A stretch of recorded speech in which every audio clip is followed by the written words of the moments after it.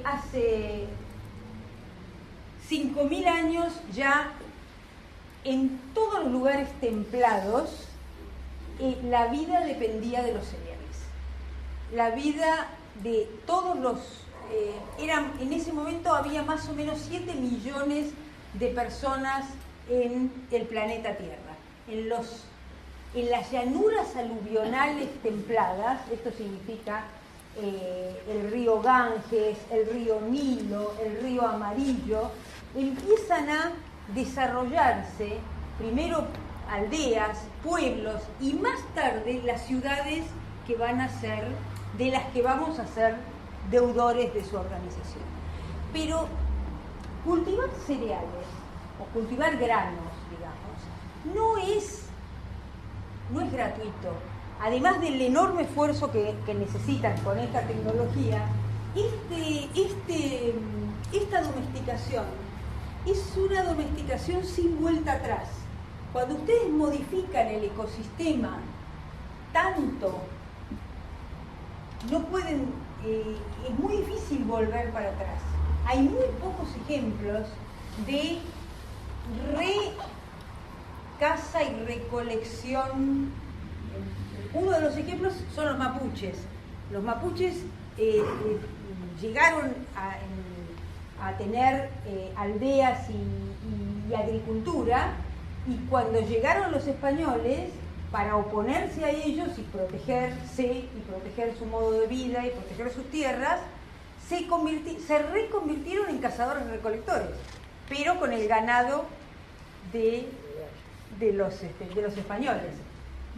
Pero tenían cerámica, tiraron al diablo la cerámica y volvieron a los sacos de cuero, tomaron el caballo, adoptaron el complejo ecuestre, o sea, volvieron a ser cazadores-recolectores en otras condiciones, no los cazadores-recolectores de 5.000 años que habían sido 5.000 años antes. Porque el agricultor modifica tanto el ecosistema que difícilmente pueda volver para atrás. ¿Y cómo lo modifica? Y lo modifica porque todos los ecosistemas son muy diversos, pero el agricultor quiere una o dos especies, las que a él le sirven. Entonces, homogeneiza, y al homogeneizar lo hace más frágil a plagas, por ejemplo, reduce la diversidad biológica y, por lo tanto, con el correr del tiempo también reduce su gastronomía. Y lo que pasó fue eso, que al éxito que siguió a la domesticación de cereales, miles de años después, solo estaban comiendo cereales. La próxima. Comer solo cereales no es saludable, al contrario. Comer solo cereales, reducir la enorme variedad de la dieta paleolítica a la dieta neolítica de los cultivadores de granos, trajo enormes consecuencias sanitarias, tan enormes que a esta época se la llamó no solo la revolución de los hidratos de carbono, sino por los hidratos de carbono la gran depresión de la salud neolítica. En pocos miles de años se perdieron 20 centímetros promedio de altura. Y no solo se perdieron centímetros de altura, sino que además se ganaron centímetros de cintura. Y uno de repente dice, ¿pero por qué? Y porque comer cereales es impedir mucha energía. Y miren que pasó algo extraordinario. Las cazadoras recolectoras tenían un hijo cada 4 años, más o menos. Paso intergenésico, 4 años. Yo le dije que el cuerpo era flaco, magro, alto. Tan flaco, tan magro y tan alto que con la demanda de la lactancia materna no llegaban a las 23.000 kilocalorías de reserva que necesitan una mujer para ovular durante la lactancia. En el cuerpo paleolítico, la demanda de la lactancia materna podía ser usada como anticonceptivo. O sea que hoy, cuando la Iglesia les diga que no pueden quedar embarazadas si amamantan, ustedes le dicen, bueno, sí, si vivo en el Paleolítico, desde hace 10.000 años, con arroz y con pan, es muy fácil tener esas 23.000 kilocalorías de reserva y tener otro bebé, quedar embarazada de otro bebé aun cuando están amamantando. Y eso es lo que ocurrió acá. Se acortó el espacio entre los dos bebés, pero con papillas de cereal podía sobrevivir un bebé de 2 años y un hermanito lactando. Así que se acortó el espacio intergenésico, pero sobrevivieron más bebés. Entonces aumentó la población, pero bajó la calidad de vida. Alimentados con cereales, tuvimos un montón de problemas que en el Paleolítico no existían. Entre otras, empieza la era del dolor de muelas, las caries, el limado de dientes, tremendo. Y a la vez, al vivir en pueblos, comienza el hacinamiento y la contaminación de los acuíferos. Entonces, empiezan las epidemias. Mucha gente compartiendo agua y muy cerca, empiezan las epidemias, sobre todo de las infectocontagiosas, que se cargaron pueblos enteros. La próxima. Bueno, esto es para ver cómo todavía no hemos llegado al promedio. La próxima. Y una de las cosas interesantes en que yo les dije que el cuerpo paleolítico era flaco, magro y alto, pero lo que empezamos a ver en pinturas rupestres neolíticas es esto, es decir, la gente sedentarizada en pueblos y alimentada con hidratos de carbono empieza a desarrollar lo que hoy llamaríamos sobrepeso y obesidad, que antes no teníamos. La próxima. Y también vamos a empezar a ver algunas cosillas, que es que al intensificarse la producción también se pueden generar excedentes, y al generar excedentes tenemos un pequeño problemita. ¿Cómo distribuimos esos excedentes? ¿Los distribuimos equitativamente? Y durante mucho tiempo fue así, fue cultivar en conjunto y distribuir equitativamente. Pero tenemos un problemita, que es que el ecosistema no es homogéneo. En algún momento me voy a chocar con un río, con una montaña o con el vecino, de manera tal que el sembradío va a terminar siendo circunscripto. No puedo intensificar más para alimentar más poblaciones. Y ahí el invento impresionante que se les ocurrió lo seguimos pagando al día de hoy, cuando esas condiciones ya no existen, que fue segregar diferencia. La manera de distribuir con sesgos es declarar al otro no humano o menos humano que yo. Bueno, porque yo no quiero estar del otro lado. Y lo primero que se les ocurrió fue negarle comida a la mitad de la población.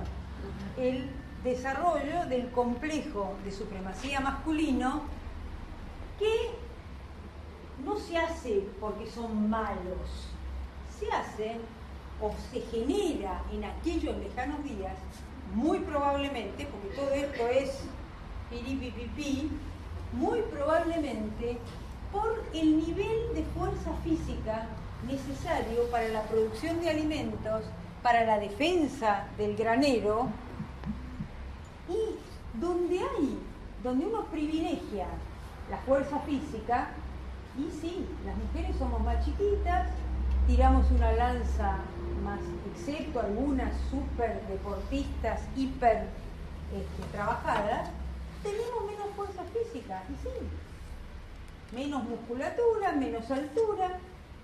Es muy probable que ahí, donde se necesitara fuerza física para cultivar, para defender, nacieran estas cosas de, bueno, nosotros somos los importantes, ellas son menos importantes, y el sesgo de distribución de la comida, donde esas peligrosas minas que encima paren hijos, que son más bocas para alimentar, se las empezara a dejar de lado, a alimentar menos y por lo tanto morir más. Lo interesante acá es que el complejo de supremacía masculino, y por eso les puse esta hermosa foto de un grupo actual en Nueva Guinea, no se puede mantener si no hay mujeres sumisas que lo reproduzcan en la próxima generación. Entonces las mujeres, para protegerse de un macho feroz, crían un macho feroz. Los antropólogos nos rompíamos la cabeza de cómo podía ser que en las tribus y en las sociedades guerreras más machistas hubiera, ¿vieron? En la Edad Media, los caballeros, ellos decían que luchaban por Dulcinea, por la princesa, iban a matar al dragón. ¿Cómo es posible que en esas sociedades hubiera más hombres que mujeres? Si las mujeres estaban encerraditas en la casa, decían que cuidaditas, y los hombres salían a pelear con esas bolas llenas de pinchos, guerras y más guerras. ¿Y cómo es posible que hubiera 150 hombres por cada 100 mujeres? Y ahí vienen las mamás, ahí viene la complementariedad, donde son las mujeres las que crían otros hombres feroces a expensas de sus propias hijas. Para criar un macho feroz, en la Edad Media se necesitaban invertir 2 hermanas. ¿Cómo? No porque la madre matara a las nenas. Bueno, en algunas culturas sí, los grandes jefes hay infanticidio femenino y llevan niñitas para que los sirvan más allá. Pero más allá del infanticidio está el descuido, está la crianza descuidada, donde se les retira, se les retasea comida a las niñas para dárselas a los varones. Y una niña mal alimentada es una niña más enfermiza y por lo tanto más expuesta a enfermar y morir por desidia, no porque la vayan a asesinar. Si esta idea es cierta, chicas, flaco favor nos han hecho las armas de fuego, que ahora no se necesita fuerza física para matar a nadie y podemos matar con muy poco, ¿no? Apretar un botón y ¡bum! Vuela un continente. Y ahora tenemos la posibilidad de hacer la guerra y matar a otras personas, qué cosa más importante. Ahora entramos en los ejércitos y podemos darnos el lujo de reclamar igualdad. Espero sinceramente que esta teoría no sea cierta y que haya alguna otra explicación, pero esta me parece bastante plausible. No quiero decir que volvamos al complejo de supremacía masculino, al contrario. Lo que quiero decir es que si esto empezó así, hoy no hay ninguna razón por la que esto se mantenga en un contexto de disponibilidad excedentaria. Muy bien, la próxima. La otra institución que nos legó esta segunda transición son los estados. Los estados preindustriales, la próxima. Yo los voy a meter todos en una bolsa. Los estados preindustriales, estoy metiendo en una bolsa todos los estados preindustriales. China, India, los aztecas, los incas, los caballeros de la tabla redonda, todos los estados preindustriales industriales, porque todos ellos tienen características similares, estructuralmente similares. Se basan en la distribución sesgada de excedentes agrarios, tienen poblaciones numerosas, tienen poblaciones circunscriptas, tienen especializaciones no agrarias y diferentes niveles de estratificación. La próxima. Fíjense qué hermosa que es esta pirámide maya de un templo en la selva lacandona, donde en el primer piso están los agricultores que plantan maíz. ¿Ustedes ven algún maíz en algún otro lado de la pirámide? No. O sea que esta es la base agrícola del estado, en este caso maya, como es la base de todos los estados. Pero acá sigue habiendo gente que tiene que comer. ¿Cómo van a comer? Es muy interesante ver el tipo de circulación de los alimentos de acá para allá. El segundo escalón son los artesanos y los comerciantes. El tercer escalón son los hombres leopardo, los especialistas en violencia, y los sacerdotes, los sabios, los especialistas en saber. Me gusta mucho esta, porque además, fíjense que los científicos son muchos más que los soldados.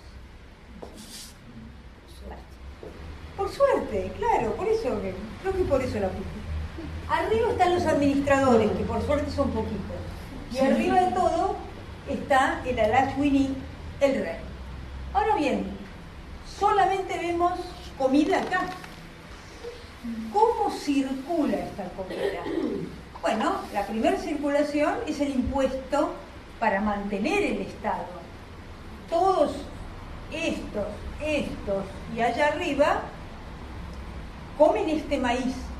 Y bueno, ¿cómo se lo sacan? A través del impuesto. Y le devuelven el impuesto en forma de servicios. Policía, justicia, ciencia y administración. Pero además de este impuesto, hay otra forma de distribución y de circulación, que es el mercado. Estos van con alimentos y vuelven con, qué sé yo, zapatos y productos, ¿no? Y van con alimentos y vuelven con, no sé, cartas astrales y horóscopos, por ejemplo. Entonces, para esta circulación, aparece hace 5.000 años una nueva institución que es el mercado. El mercado va a organizar esos intercambios entre los productores de alimentos y los productores de servicios y artesanías, objetos. Y funcionó bastante bien, funcionó tan bien la próxima, que hace más o menos 5.000 años aparece otro regulador, el regulador por excelencia de los intercambios de mercado, intercambios que son impersonales y con la lógica de la ganancia, que es la moneda. La moneda desde hace 5.000 años tiene las mismas funciones. Es un regulador del intercambio, es un estándar de valor, es una forma de acumulación y es un medio de pago. Ahora tenemos Bitcoin, pero... Bien, esto no se mantiene sin violencia. Y violencia real, los hombres leopardo, que si no pagan el impuesto, ¡pumba! Y violencia psicológica. Esto es violencia psicológica. Cuando nosotros vemos todos esos templos maravillosos, cuando nosotros vemos esos calendarios, en realidad lo que estamos viendo es la violencia psicológica de un Estado que le dice a un pueblo que vive en chozas: si yo, faraón, es decir, Estado, puedo hacer esto, a vos te aplasto como una hormiga. Esto es violencia psicológica. La próxima, a ver si tengo otra. Es tan importante el tipo de alimentación con la que se alimenta el Estado que hasta condiciona el tipo de organización política. Por ejemplo, donde ustedes vean producciones que necesitan construcciones hidráulicas, como este hermoso aterrazado y la represa ahí de inundación para plantar arroz en China, nunca van a tener un Estado descentralizado, porque estas terrazas requieren un nivel de mano de obra que excede a esta aldea. Y la planificación hidráulica normalmente viene de arriba, de los científicos, de los sacerdotes. Entonces, en todos los lugares donde ha habido construcciones hidráulicas, han tenido gobiernos centralizados. Por eso Wittfogel, que era un estudioso de China, decía: la democracia es un don de la lluvia. ¿Dónde tenemos democracia? En Grecia, todo cultivo de secano, todo gobierno descentralizado depende de la lluvia. La próxima. ¿Cómo comen? ¿Cómo comen en los estados preindustriales? Donde hay un excedente que se distribuye en forma diferente, no vamos a encontrar el mismo cuerpo alto, magro, flaco de los paleolíticos. Si el excedente se distribuye en forma diferencial, vamos a encontrar que la gente come en forma diferente y que los cuerpos van a ser diferentes. La baja cocina, la cocina campesina, con la que hoy nos llenamos la boca, ¡ay, la cocina mediterránea!, no es más que la cocina de supervivencia de los campesinos de las sociedades industriales. Una cocina frugal, una cocina de pocos ingredientes, donde las mujeres han inventado esos platos maravillosos de las cocinas tradicionales, donde con las mismas 4 cositas hacen 6 preparaciones totalmente distintas, pocos ingredientes locales. La baja cocina es una cocina de carestía, es una cocina privada donde cocinan las mujeres, monótona y común, pero totalmente adaptada. ¿Y a qué nos da esta cocina, baja cocina? Cuerpos flacos. En cambio, la alta cocina, la próxima, la alta cocina es la cocina de la corte, la cocina del banquete, la cocina del 10%. Estas son fotos mías de una señora en Egipto haciendo las pitas, y las mismas pitas en una tumba de hace 3.700 años, y además la Egipto. La próxima. O sea, miren la pregnancia, la durabilidad de la cocina campesina. Estoy hablando de 4.000 años que se hacen igual las pitas. La cocina campesina, pocos ingredientes. La cocina de la corte, la cocina alta, la cocina del banquete, donde los platos están incluso decorados. La orgía romana, el festín medieval son alta cocina, donde ya no cocinan las mujeres, cocinan los varones, los cocineros, porque es un banquete. Y además usan la escritura como forma de exclusión. ¿Quién podía escribir en ese momento? ¿Las abuelas? No, los escribas de la corte. La próxima.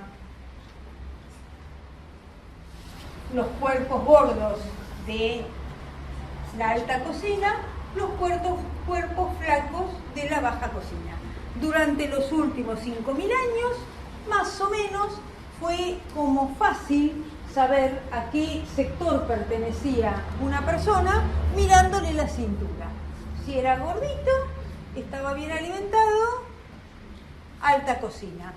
Si era no flaco, desnutrido, probablemente fuera un campesino o comiera la baja cocina de su zona.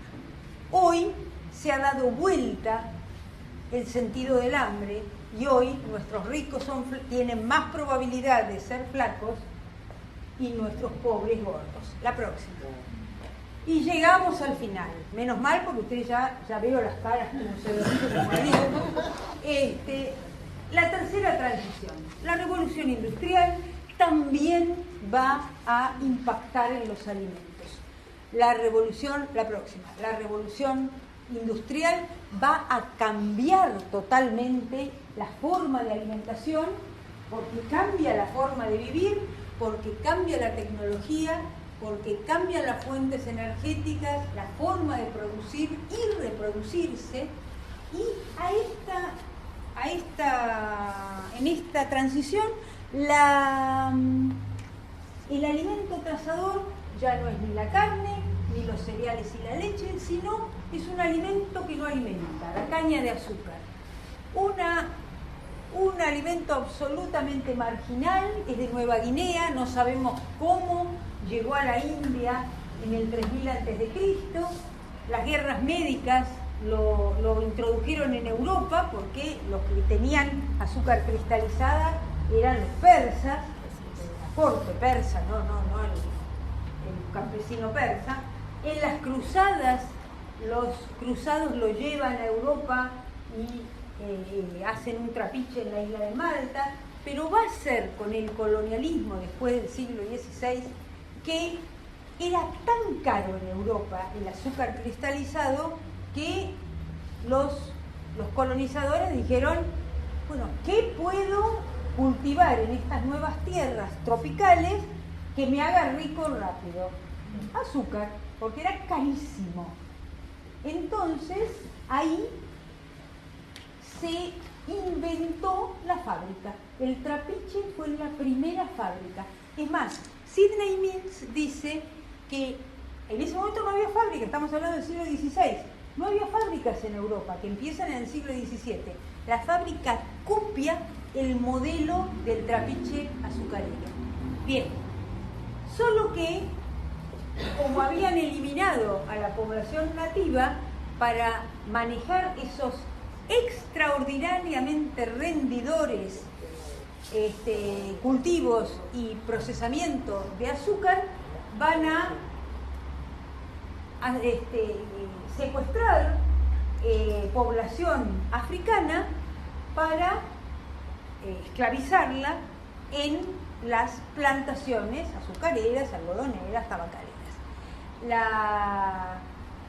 Muy rápidamente algunos intelectuales europeos en el siglo XVII y XVIII se dieron cuenta de esta asociación entre azúcar y esclavitud y formaron la Liga Antisacarósica Europea, no que boicoteaba el consumo de azúcar, no para que la gente no comiera dulces, sino para impedir la esclavitud. 50 millones de personas fueron secuestradas en África y trasladadas a América, a las plantaciones. ¿Cómo? Las plantaciones. A las plantaciones, fundamentalmente azucareras, pero no solo azucareras, pero con esta invasión de azúcar en Europa se financió energéticamente la revolución industrial, porque las infusiones fueron el té, el café, el mate, el hibiscus, todas las infusiones que en sus lugares de origen no eran azucaradas, en Europa se empezaron a tomar azucaradas como matahambres proletarios. En el siglo XVII y XVIII, los obreros de las miserables fábricas europeas prácticamente se sostenían a pan y infusiones azucaradas. Los franceses, café; los ingleses, té. La próxima. Los alimentos cambian en 6 dimensiones. Primero, los alimentos dejan de ser frescos para empezar a ser procesados. La conservación va a modificar la manera de producir alimentos, pero de consumir alimentos. Van a ser preprocesados. Acá se le da como la fecha de nacimiento a la gran conservación industrial, 1812, con la puesta en función del señor Appert de unas técnicas que usaban las campesinas francesas y que es la técnica de esterilización que va a ser nuestra lata, la posterior lata. En ese momento era de cerámica. La conservación también va a ser mecánica. El hecho de que ninguna mano toque los alimentos va a ser como un elemento publicitario de que esos alimentos son seguros, conservados y mecánicamente producidos. Aumenta la escala de los alimentos y pueden de esta manera ser transportados incluso a otro lado del planeta a través de redes de venta mayorista, minorista de nivel mundial, redes largas. Una característica importante acá va a ser la seguridad biológica de la producción alimentaria industrial, porque va a estar garantizada por sistemas expertos. Bromatología, el INAL, el ANMAT, nos dicen que lo que hay adentro de la lata puede no ser sano, pero al menos es inocuo. La inocuidad está garantizada por sistemas expertos. Y como nuestros alimentos ya son ovnis desconocidos, se va a necesitar un sistema nuevo que nos diga qué demonios es lo que estoy comiendo. La publicidad toma una dimensión importante. Pero al entrar en el circuito industrial, los alimentos dejan de ser buenos para comer y se transforman en una mercancía igual a tantas otras mercancías y, como dice Marvin Harris, se transforman en buenos para vender antes que buenos para comer. Hoy, gracias a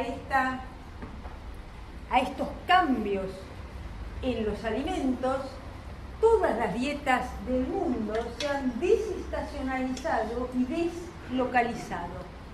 Y esta es la esquizofrenia de la alimentación actual, porque hoy, por la cantidad, por la calidad, por la diversidad de lo que tenemos a la mano como alimentos, deberíamos estar súper felices.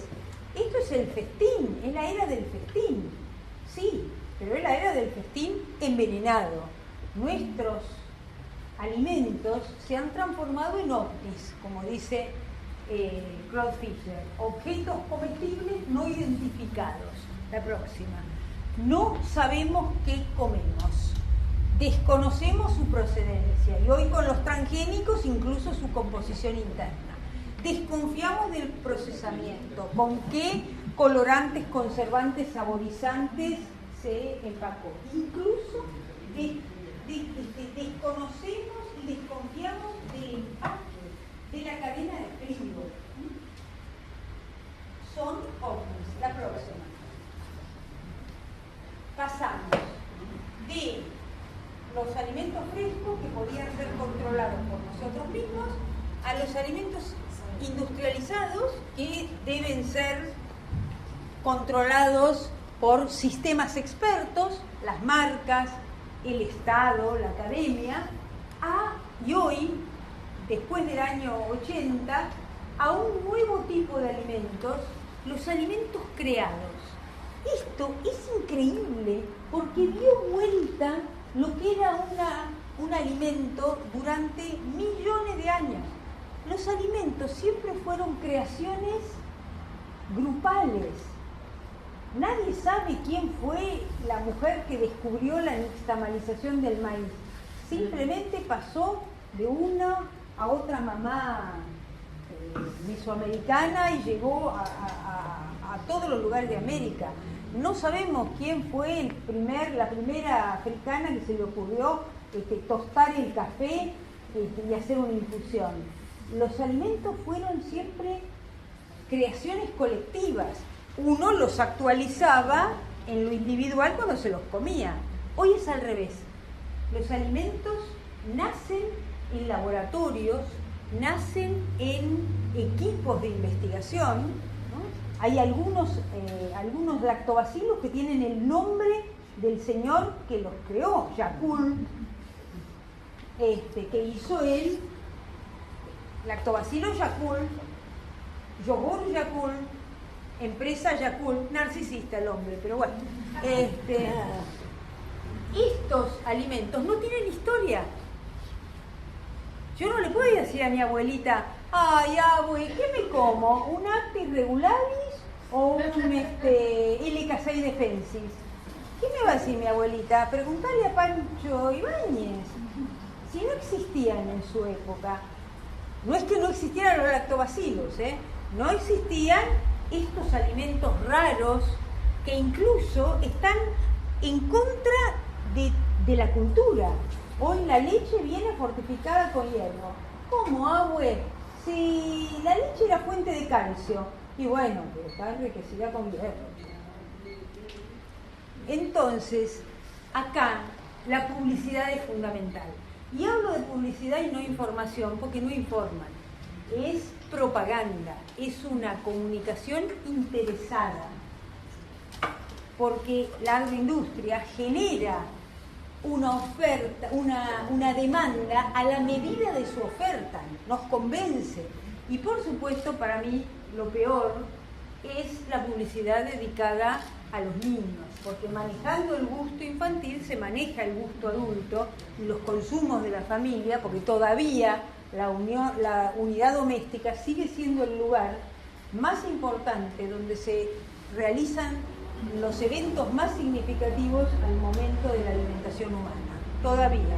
Toda la industria nos empuja a la ruptura de la comensalidad. Toda la industria nos empuja a un comer solitario. Por eso las porciones individuales. Coma más, coma desestructurado, coma 24%.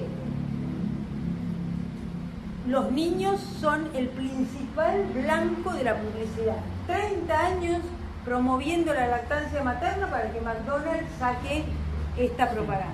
Por suerte se la frenamos, ¿no? Bien.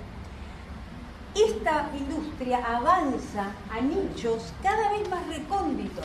Y tenemos alimentos para bebés, alimentos para niños, alimentos para adolescentes, alimentos para mujeres, alimentos para enamorados, alimentos para deportistas, alimentos para estreñidos y todas sus combinaciones. Mujeres enamoradas estreñidas, adolescentes, varones, deportistas, pobres. Esto es tremendo. Hay 200 variedades de arroz. No. Hay nichos a los que se le vende el arroz que le dicen que le conviene por ser adolescente, macrobiótico o qué sé yo. Y esto es gravísimo porque la comida construye corporalidad. La corporalidad construye formas diferenciales de enfermar y también de morir. Y además nos quieren convencer que este consumo inducido construye subjetividad y ciudadanía. No, la ciudadanía la construyen los derechos. Esto es una fantasía. No le crean a la tarjeta de crédito American Express cuando dice pertenecer tiene sus ventajas. No, ser ciudadano tiene sus ventajas, no consumir. Podemos consumir muchísimo menos que estas necesidades innecesarias inducidas por la publicidad para que comamos 24 por 7. La próxima. Bien, la lógica del consumo alimentario es la lógica de una sociedad que elevó el mercado, que como vimos hace unos minutos era un mero regulador de los intercambios, a transformarse en la lógica estructurante de toda la sociedad. Y a esto nos llamamos a nosotros mismos sociedad de mercado. Y esta sociedad de mercado, con estas características en la alimentación, no solo está haciendo engordar al planeta, lo está consumiendo. Hoy consumimos 1.8 planetas. Es decir, nos estamos comiendo la comida de nuestros hijos, probablemente de nuestros nietos. Es urgente abordar la crisis alimentaria actual que se ve tanto a nivel global como a nivel local. La próxima. Y es una crisis paradojal, porque hoy hay alimentos para todos. Y es una crisis estructural, porque como nunca antes en ninguna transición, se da en todas las áreas, tanto en la producción como en la distribución, como en el consumo.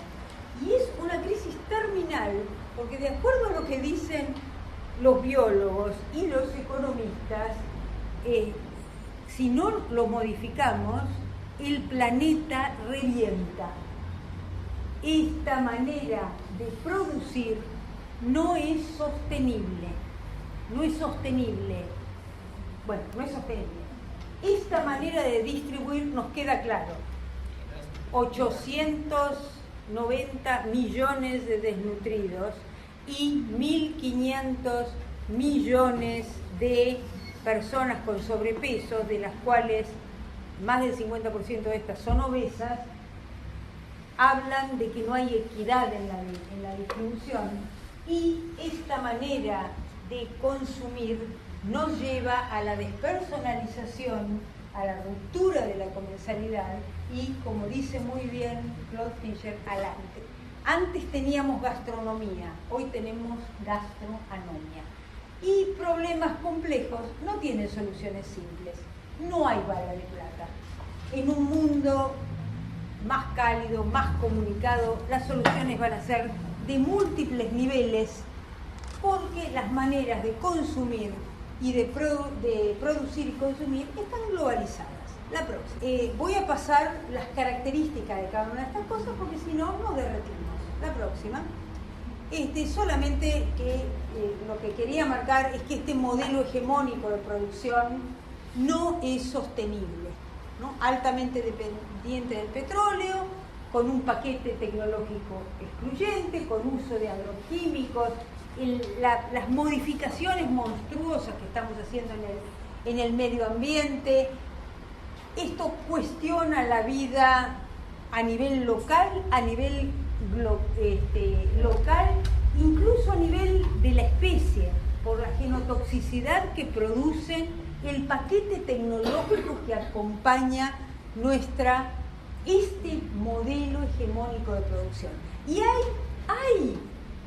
hay alternativas. Siempre nos están vendiendo de que esto es lo único posible. Y bueno, se van a morir todas las orquídeas, vamos a comernos la selva, pero ¿qué vamos a hacer? No, hay alternativas, se puede producir de otra forma. La agroecología, la permacultura, lo que se llama agricultura responsable, todos los modelos de internalización de costos, el TED-BA, AgriFood, proponen otro modelo. La próxima. Fíjense lo que nos ha pasado. Fíjense de la diversidad de los paleolíticos, ¿a dónde quedamos?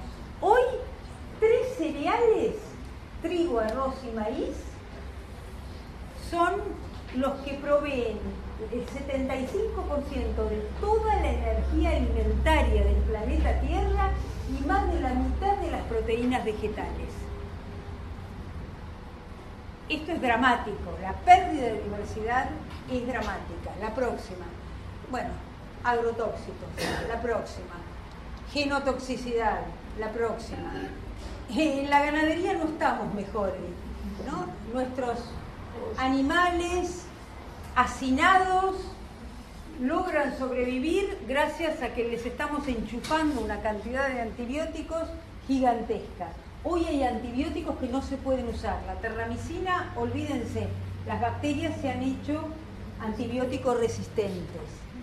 Y eso es culpa del uso indebido en la ganadería industrial, ¿no? En la vaquita que comía pasto, en la ganadería de fiflos, en los peladeros. La próxima. Y la pesca depredatoria ha vaciado el caladero del Mar del Norte y estamos vaciando el caladero del Mar del Sur. Yo siempre digo que si ustedes quieren leer una novela de terror, no busquen a los muertos vivos, ¿no?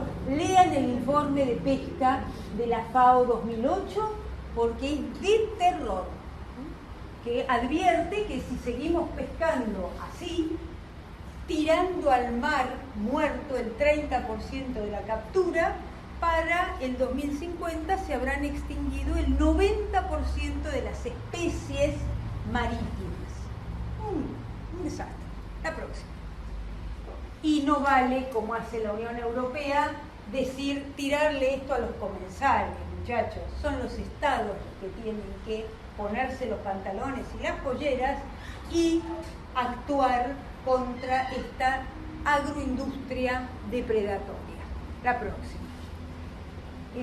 Además, la agroindustria es una de las principales productoras de gases de efecto invernadero, o sea que contribuye al cambio climático. La próxima. Tenemos que cambiar la manera de producir, de la misma manera que tenemos que cambiar la manera de distribuir.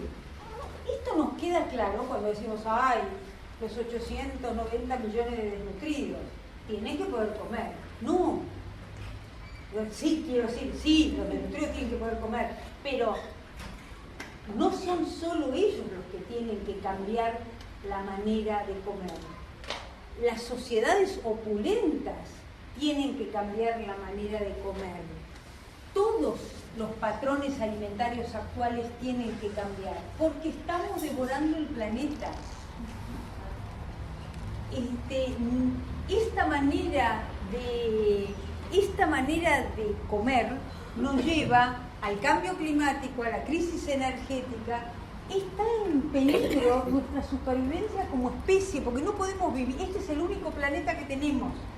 Y las estupideces estas de terraformación de Marte y qué sé yo, olvídense, no es para nosotros, es para una selecta minoría en la que nosotros no estamos. Nosotros tenemos que cuidar este planeta. Probablemente tengamos que evolucionar hacia dietas de diseño más frugales, más locales, más vegetarianas, no vegetarianas, que tengan más cantidad de vegetales que animales. Esto está por verse. La próxima. Y la crisis de comensalidad es evidente en todas las sociedades. Crece el picoteo desestructurado, individual, solitario, anómico, no porque no haya valores, sino porque hay demasiados. Hay la próxima, una cacofonía de valores. Todo el mundo nos dice qué comer. Tanto nos dicen los nutricionistas, los médicos, las ecónomas, los publicistas, mi abuelita, que hay tantas voces autorizadas que no hay ninguna. Llega un punto en que el individuo tiene tanto por saber, tiene tantas opciones que termina decidiendo solo qué comer. Solo no, ayudado por la publicidad que con su oferta interesada, cuando medimos el impacto de la oferta interesada de la comida industrial frente a los mensajes saludables, la relación era 500 a 1. O sea, que dejar al individuo decidir solo en realidad es entregarlo a las manos, a las garras de la agroindustria. La próxima. En todo el mundo lo que está pasando es en esta transición donde el cuerpo del Homo sapiens sigue siendo el mismo, que los más pobres se alimentan con hidratos de carbono, grasas y azúcares, que son los productos más baratos de toda la estructura de precio en todo el mundo, no solo en Argentina. Y al revés, las carnes magras, las frutas y las verduras, son los alimentos más caros y son los alimentos que pueden darse el lujo de comer los más ricos. Hoy los cuerpos se han transformado. La próxima. Hoy lo que encontramos es pobres gordos. Esto es en un piquete en la zona de Zárate. Y no solo vean al Señor como un obeso mórbido, miren los otros, ¿no? El hígado graso de los pobres son gordos y los ricos, esta pobre chica se supone que es una modelo, no puede ni retener el zapato, miren. Esta chica con este cuerpo anoréxico es una modelo. Son los modelos de cuerpos, obviamente alimentada con lechuga y gelatina. Entonces, ¿estos están mal alimentados? Estos también. Caro y malo. La próxima. Se impone un cambio. Nuestro cuerpo es el mismo. Lo que ha cambiado es la sociedad donde ese cuerpo se despliega. Y como la comida es producto y productora de relaciones sociales, esta comida es la que corresponde a esta sociedad. Hay una relación de mutua implicación. Si queremos cambiar la comida, tenemos que cambiar la sociedad. Si queremos cambiar la sociedad, un buen lugar es empezar por cambiar la manera de comer. La próxima. ¿Cuáles son las propuestas? La teoría de la agencia nos dice que podemos cambiar desde el uno por uno, del camino del militante, el camino del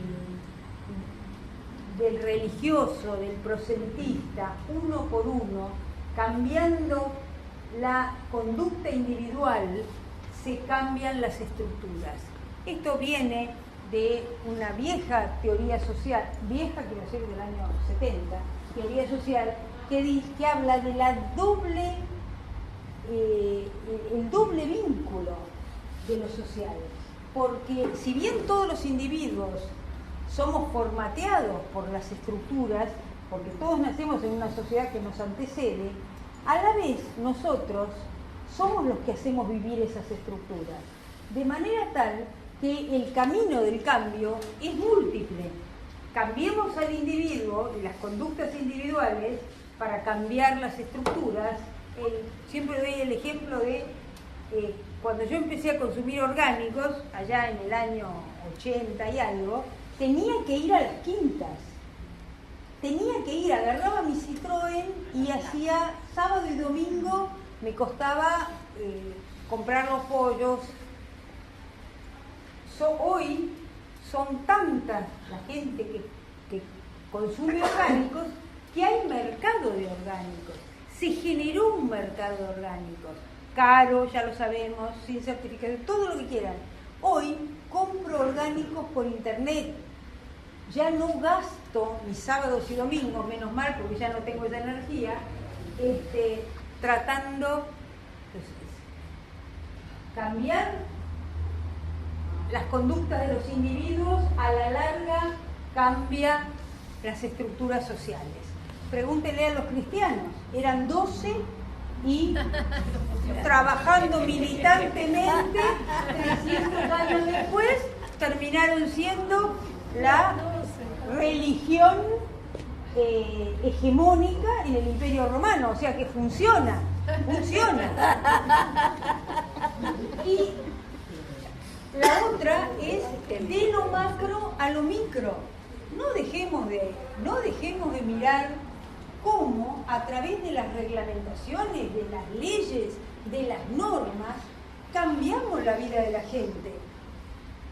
en el 2001 las leyes de fortificación obligatoria entraron como escupida músico en el Congreso. No la discutió nadie, qué cosas más horribles, más aburridas están discutiendo el sulfato ferroso.